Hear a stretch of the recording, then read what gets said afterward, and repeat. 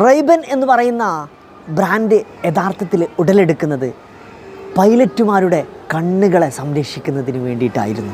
1930 കാലഘട്ടങ്ങളിലെ American എയർഫോഴ്സിലെ പൈലറ്റുമാർ വലിയ പ്രശ്നങ്ങൾ face ചെയ്യുകയുണ്ടായി. പൈലറ്റുമാർ ആകാശത്ത് വിമാനം പറത്തുന്ന സമയത്ത് പകൽ വെളിച്ചം കണ്ണിൽ അടിക്കുകയും അതുമൂലം കണ്ണിൻ്റെ ഫോക്കസ് നഷ്ടപ്പെടുകയും ഇവർക്ക് വൈകല്യങ്ങൾ ബാധിക്കുന്നതൊക്കെ ആയിട്ട് എപ്പോഴും വലിയ അപകടങ്ങൾ സൃഷ്ടിക്കുകയൊക്കെ ഉണ്ടായിട്ടുണ്ടായിരുന്നു. ഇതുകൊണ്ടൊക്കെ തന്നെ പലപ്പോഴും പൈലറ്റുമാരുടെ കണ്ണിൻ്റെ കാഴ്ചയും വൈകല്യം നഷ്ടപ്പെടുന്ന സാഹചര്യങ്ങളൊക്കെ അനുഭവിച്ച സമയത്ത് ഇത്തരം സാഹചര്യങ്ങൾ അമേരിക്കൻ എയർഫോഴ്സിനെ പൈലറ്റുമാർ റിപ്പോർട്ട് ചെയ്യുകയുണ്ടായി. ഈ ഒരു സാഹചര്യത്തിൽ അമേരിക്കൻ ആർമി ഓഫീസറിൽ ഒരാൾ ഒപ്താൽമിക് ലെൻസ് കമ്പനിയായിട്ടുള്ള ബോസ് ആൻഡ് ലോംബ് എന്ന് പറയുന്ന കമ്പനിയെ സമീപിക്കുകയും കണ്ണ് സംരക്ഷിക്കുന്നതിന് വേണ്ടി ഒരു കൂളിംഗ് ഗ്ലാസ് വേണം എന്നും ആവശ്യപ്പെട്ടു.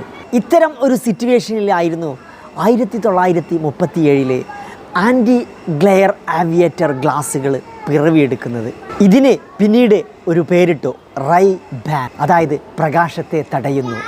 പിന്നീട് രണ്ടാം ലോകമഹായുദ്ധത്തിലെ മിക്ക പൈലറ്റുമാരും റൈബൻ ഗ്ലാസുകളായിരുന്നു ഉപയോഗിച്ചിരുന്നത്. 1950 കാലഘട്ടം മുതൽ പിന്നീട് റൈബൻ ഗ്ലാസുകൾ ഹോളിവുഡിലും സജീവമായി മാറി. 1990 കാലഘട്ടങ്ങളിലെ ടോം ക്രൂസും റൈബൻ ഗ്ലാസ് ധരിച്ചുകൊണ്ടായിരുന്നു സിനിമകളിൽ എത്തിപ്പെട്ടിട്ടുണ്ടായിരുന്നത്. റൈബൻ എന്ന് പറയുന്ന ഈ ഒരു വലിയ ബ്രാൻഡ് നമ്മോട് പറയുന്നത് ഒരിക്കലും ഭംഗി മാത്രമല്ല സുരക്ഷിതത്വം കൂടെ പ്രദാനം ചെയ്യുന്നതായിരിക്കണം ഒരു ബ്രാൻഡ് എന്നാണ്.